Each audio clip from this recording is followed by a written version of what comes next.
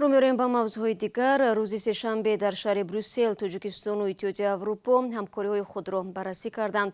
هیئت تاجیکستان را وزیر کارهای خارجی سیروژدین موهریدین و هیئت اتحادیه اروپا را گوردن ردمن سروری نمودند. سیروژدین موهریدین به اهمیت کمک‌های اتحادیه اروپا و همچنین ادامه مکالمه با این سازمان حمایت کرد. ضمن نشست خبری وزیر کارهای خارجی تاجیکستان حمله ماه گذشته به پستگاه مرزی اشخاباد را توضیح داد.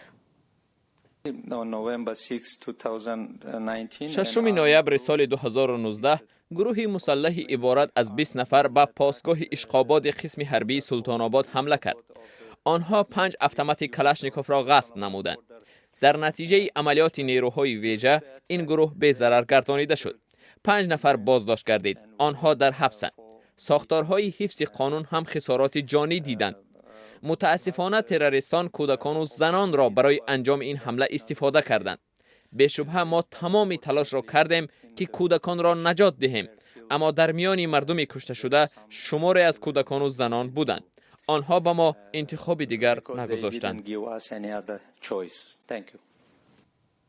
در ادامه نشست خبری سیروژدین موهریدین به مسئله مربوط به دادن اجازتنامه کار به خبرنگاران رادیوی آزادی داخل نمود. طور میدانید سال روان ما 2 دفعه با رئیس رادیوی اروپای آزاد رادیوی آزادی جناب فلای دیدار و گفتگو داشتیم.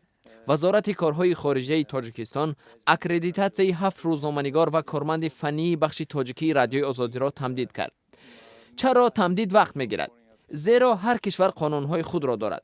واسطه های اخبار عموم در حیات ما اهمیتی بزرگ دارد، ولی از آن مهمتر مسئله های امنیتی می باشند. میدانید که ما در روبروی افغانستان قرار داریم که چالش های معینه به بار می آورد. شما میدانید که در مدت کوتاه صاحب استقلالی ما جنگ شهروندی را هم پشت سر کردیم. عامل های دیگری نیز هستند که به نظم و ثبات کشور تاثیر میگذارند. از این رو رسانه ها و روزنامه‌نگاران باید در چهارچوب قانون های ملی عمل کنند.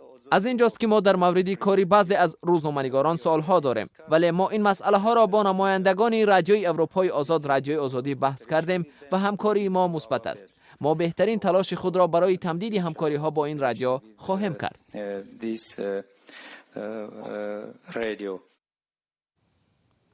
رادیو آزادی یکی از منبع‌های کمشمور خبرهای مستقل در تاجیکستان است. فعلا 9 خبرنگار و چند کارمند فنی رادیو در دوشنبه از حق کار محرومند، چون بر اساس قانون‌های تاجیکستان آنها نمی‌توانند بدون اجازتنامه وزارت کارهای خارجی خبر و گزارش تهیه کنند.